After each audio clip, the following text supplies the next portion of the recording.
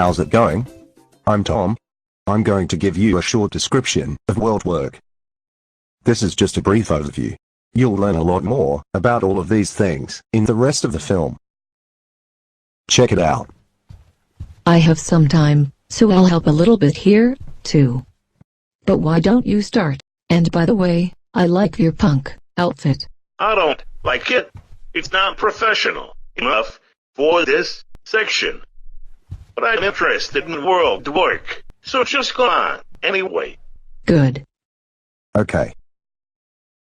So, world work is a new way of looking at democracy, politics, Business, and community process, as well as a theory and method for working with all types of groups, organizations, and communities. It was developed by Arnold Mindell and includes linear negotiation type approaches that work with people who are ready to sit down and talk, as well as methods that work with very emotional, non-linear interactions and conflicts. Both modalities are aspects of world work's unifying paradigm.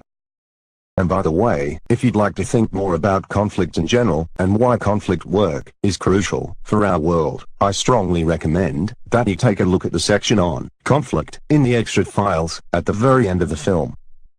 In any case, world work is based on Arnold Mindell's concept of deep democracy. Let me tell you a little about it. Deep democracy suggests that democracy, as we know it today, needs greater awareness in order to really bring its basic ideals to life in both the private and public domains. So in general, world work's goal is to bring more awareness, to deepen relationships,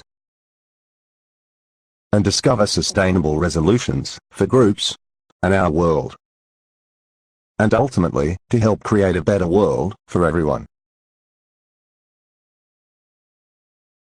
Deep democracy values voting and majority rule, as in traditional democracy, and stresses the importance of all of the people, voices, and issues involved in a given situation, and at the same time, the need for greater awareness of the deeper background feelings, body signals, and experiences that are happening at the same time, but are often not noticed, but are crucial for the overall process.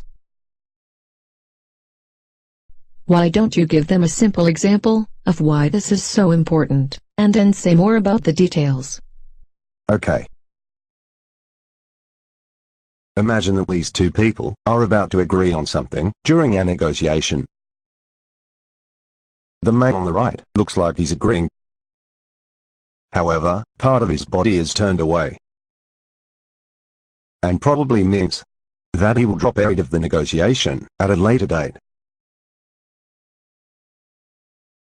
That's a simple example, but it shows that we need to be aware of all signals and experiences to truly find sustainable resolutions.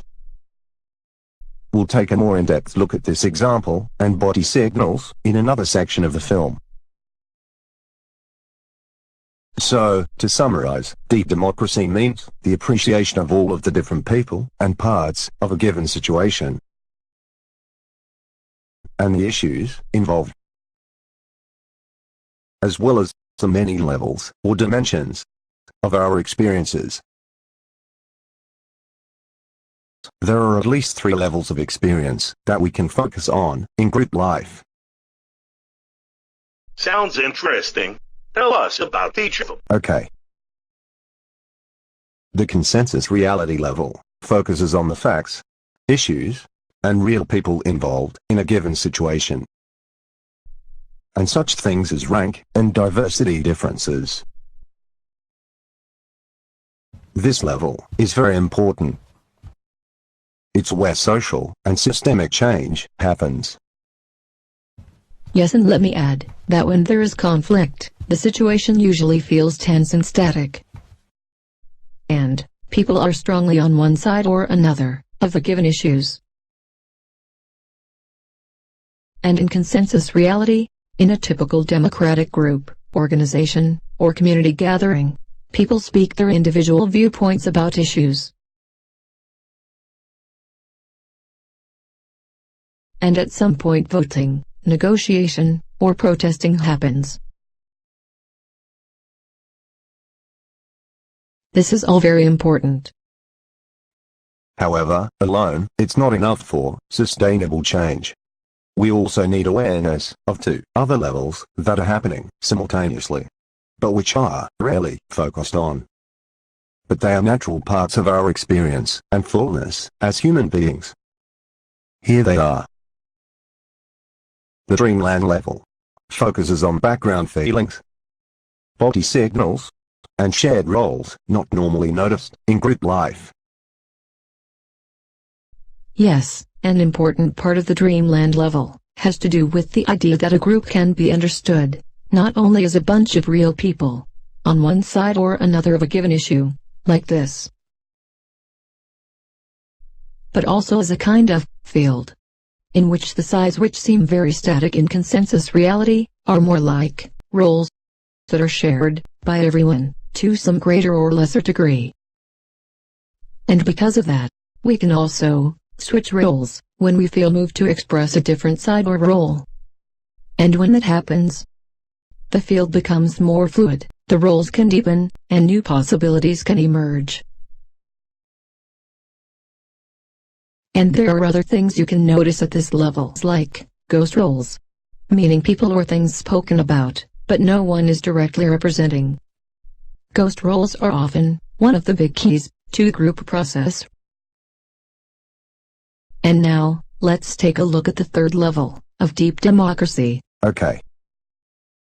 The essence level focuses on the common ground or field that lies behind community life. Yes, and when a group touches on this level, it is often experienced as a kind of oneness or shared field. And for facilitators, getting in touch with the essence level is especially important for the development of greater eldership.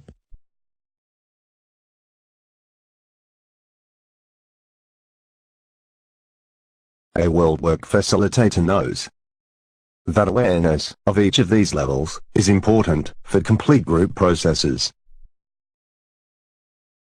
Okay, that was a brief summary of the levels. I have to go now, but I'll be back in other sections of the film to talk more about all of this. See you later. See you later. Okay, with all of these ideas in mind, we can see that a world work facilitator is not simply a typical powerful leader. It can be important to have powerful leaders sometimes, but it's not sustainable.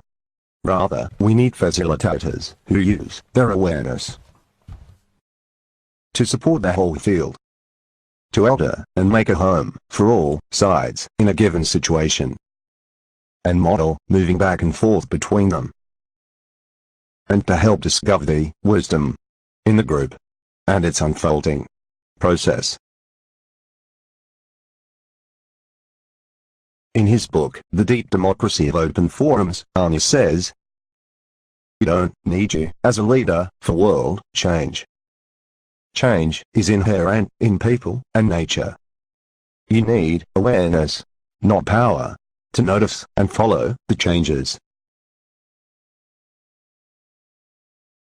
A world work facilitator also knows that the roles and energies that she works with in a particular group can also be found inside her or himself. So, the facilitator's inner work is also crucial. That leads me to my last point about the way in which we are all interconnected. World work reveals that the problems that we discover in our groups and in the world are not only outside, but are also reflected and found to some degree in our smaller groups, in our relationships, and inside of ourselves. So, touching on all of these aspects of our experiences is an important part of world work as well. We are all separate individuals, and also part of one interconnected global field.